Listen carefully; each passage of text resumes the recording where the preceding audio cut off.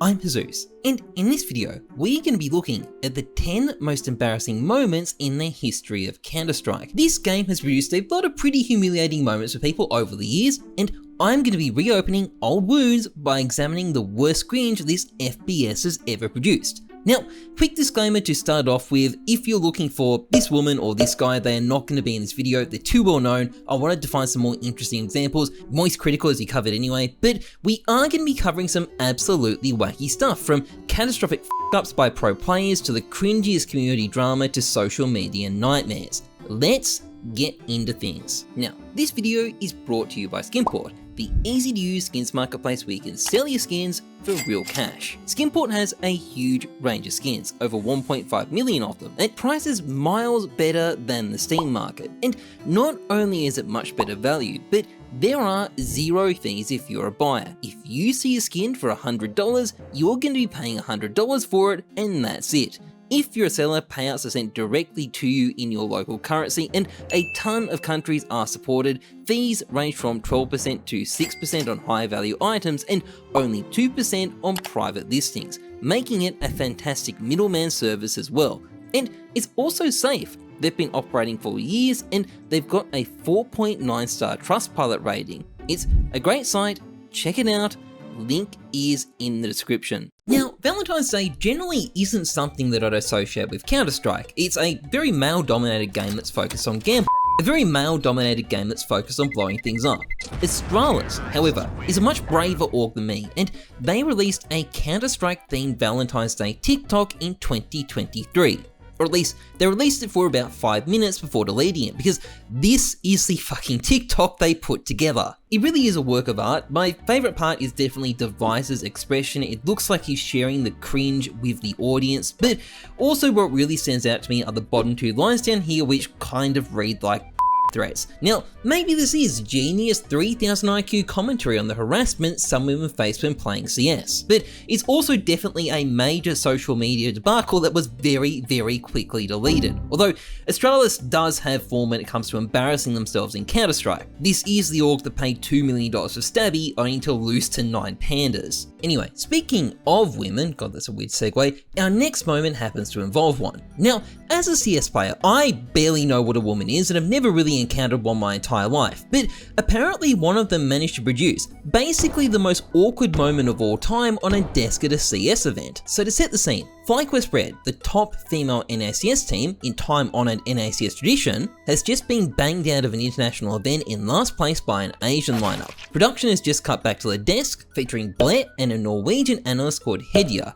But what should have been a completely unremarkable analysis segment was suddenly shot to infamy when Hedja decided the world needed to be subjected to a bit of turbo cringe. I don't take anything much away from HSG because I feel like they played a fantastic game, but I expected something from FlyQuest, and we got nada. I'm going to... can you leave the studio? I don't appreciate that. These FlyQuest Red girls, they have been battling their fucking brains out all season, been flawless in North America, and because they can't get their nerves on their check on LAN, you're just shitting on them out of nowhere. I don't think that you know what you are talking about. They should be celebrated. For losing. They should be still celebrated. They qualified to come here. If someone doesn't deserve to be here, you know what? It's you. Okay, all right. Feisty. Now, I don't know if Hedja is right or wrong about FlyQuest, but I do know that she hasn't been on a single ESL desk since the event. A bit ironic, given she was the one that told Blair he didn't deserve to be there. Anyway, the next thing we're going to be looking at is a play so bad that even Hedja wouldn't have a meltdown to defend it. This is the old G2 lineup, well it's like 7 lineups ago now, and they have just lost a round. But you could see the idea behind that from Astralis. Get that plant down so quickly. You have someone lurking hut, you have Device lurking in ramp room. Wait. He's the only one with the kit. What are they doing? They're not finding the bomb? No. No one's defusing. No. Oh, there could please be absolutely God. no way. This can't be real. Oh. No, G2. Holy shit. This can't be real. How have they done that? No! Anyway, it's one thing to forget to defuse the bomb in a match that you're clearly not likely to win anyway, but what about fucking up something much more winnable? Well, let me introduce you to Kusta, a promising talent from the NA region whose career really emphasized the promising but not so much the talent part of that description. Basically, Kusta got onto Team Liquid in 2016 during the simple era of that team. It went great for approximately 0 matches, instead the team immediately fell apart, and amongst other things, it turned out Kusta was being micromanaged quite a bit on his old team. That was definitely not a thing on Liquid, and it might also help to explain why moments like this happen. They worked it perfectly, but they only have 8 seconds left to get this bomb plant, and it's so important that Hiko holds the line. What are you doing, Kusta? Why did you? Counter-terrorists win. Right. So... Now that is what I call throwing around, and while the analysts didn't go in on him too much during this match, later on in the tournament, they weren't so merciful. I mean, just check out what this lovable oaf had to say about him. This specific match was lost due to one player. They messed up a lot of rounds, but the crucial rounds were lost because of Kusta. He simply does not know how to rotate on this map at all. Every time they had the man advantage, he gave it right back by doing some idiotic rotate that I do not understand why. There's literally no reason for what he did, but he did it round after round. Now, next up, we're going to be talking about scammers. A lot of people get scammed in CS. It sucks, it's very embarrassing, so embarrassing that people often won't even admit what happened, but if you get scammed live on stream, well, there is no escaping the humiliation, and this is what happened to my old editor Propinator. So to give the Cliff Notes version, Prop has a detailed video on it if you want to see more. Prop's stream is popping on Twitch and doing really well. He's also borrowed some skins of a guy called Cosmo. He's just had a chat with Cosmo about returning the skins, and he opens his trays to see an offer from Cosmo for those skins. Prop then accepts this trade without really thinking about it, and then he opens up Cosmo's profile and makes an unfortunate discovery. Wait! Yep, that is not Cosmo. That's an impersonator, and Prop has just been scammed. Now, Prop reacts like most people who've just lost $4,500 would react. Fuck. Oh,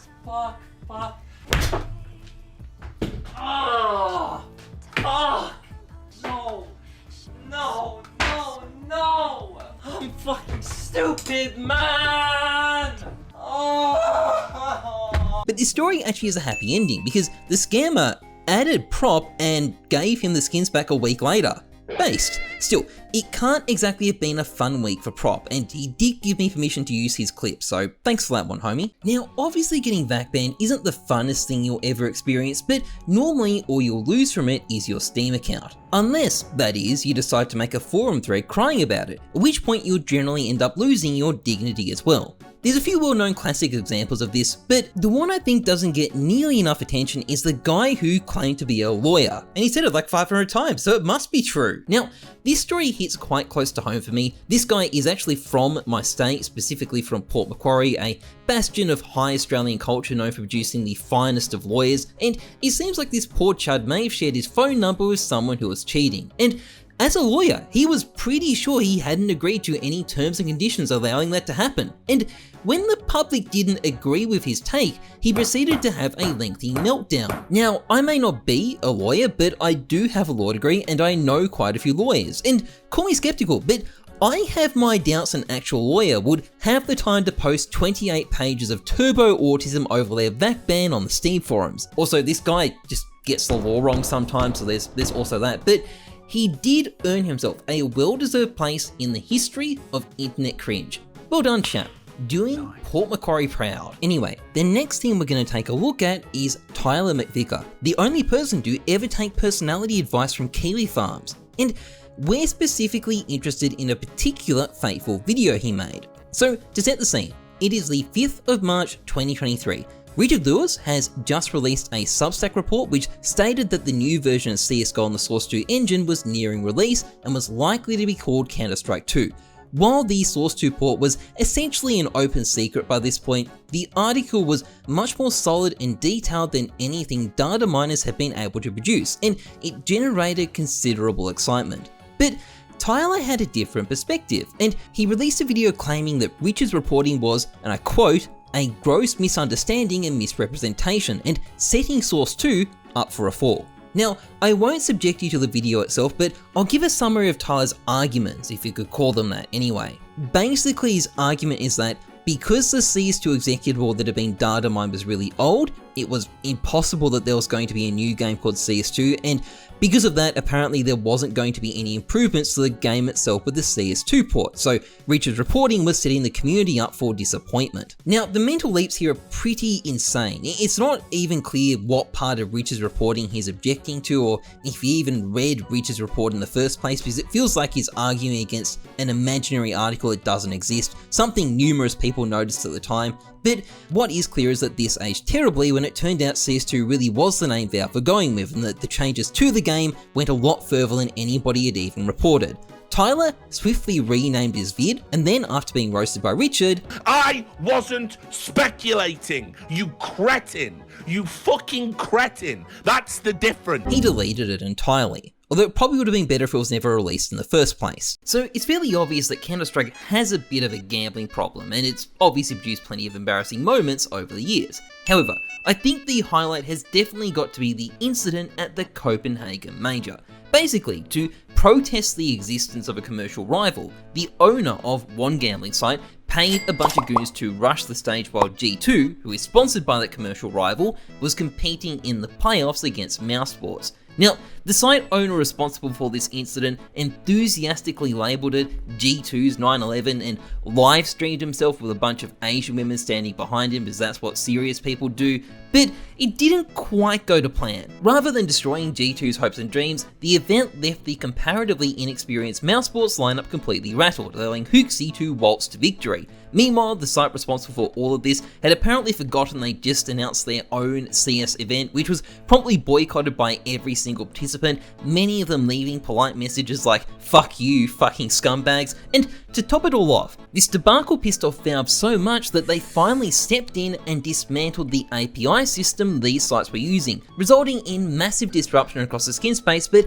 also finally cutting these gambling scumbags off from a tool they never should have had access to in the first place. Anyway, you don't need to be some deranged gambling kingpin to humiliate yourself at a CS event. In fact, it's easy to get a lot of negative attention for very unfortunately timed but otherwise pretty minor things. And the best example of that is Sponge, the man with the worst timing in the entire Counter-Strike scene. What did Sponge do? Well, after moving to the US with Renegades in 2015, the boys were invited to the 2015 IBO Power Cup. Shortly before the event though, Sponge discovered an article on a site called Gosu Gamers that declared that Renegade stood no chance of winning anything in the tournament, probably written by an intern who'd never watched a match of Counter-Strike. And after taking down CLG in the first round of the group stage, he proudly got on the mic to put those pesky journalists on notice. Hearing the rubbish like from the casters coming out saying like we were trash basically, I read a Gosu Gamers interview where they said we weren't even a threat. It's ridiculous. Like, we were at the Cologne Major and we beat Titan. We did better than the American teams did. And we just like get flack. The American teams go to so many more events to us. They get to practice in a much better environment. And then the casters sitting up there talking trash. Like, I'm probably going to make an enemy of myself right now, but I don't really care. But immediately after making these bold statements, Luminosity proceeded to 16-0 Renegades, prompting a massive wave of social media mockery and harassment directed towards Sponge. And despite what he might have said, Sponge definitely did care. In fact, he cared so much that he deactivated his Twitter because he couldn't handle the abuse. Now, I feel pretty sorry for Sponge here. He didn't actually get anything wrong, it's just the timing was bad. Really, really, really bad. But to finish up, we do have an even crazier set of catastrophically incorrect calls. These calls were made by Thorin during the playoffs of E-League Season 2, where he managed to get a stunning 0 out of 7 matches correct. Now, that on its own may not be that remarkable, I mean, it happens, but rather than just making these calls on the desk, Thorin actually took it upon himself to proudly tweet out some of his predictions as if they'd happened before the matches were even played. Congrats to FaZe on reaching the final of E-League Season 2. Oh, no. Congratulations to Astralis, E-League Season 2 champions. I'm not going to accuse him of hubris though. Thorin is on record as saying the analyst desk is no place for cowards, and say what you will about the guy, he is no fucking coward. Not that it saved him from the Reddit mob, but personally, I think Thorin should really get back on the desk. Anyway, that's pretty much it for this video. If you've enjoyed it, please like, comment, and subscribe, massively appreciated. Otherwise, trust the numbers, not your guts. I'm Heyzeus, thanks for watching, see ya.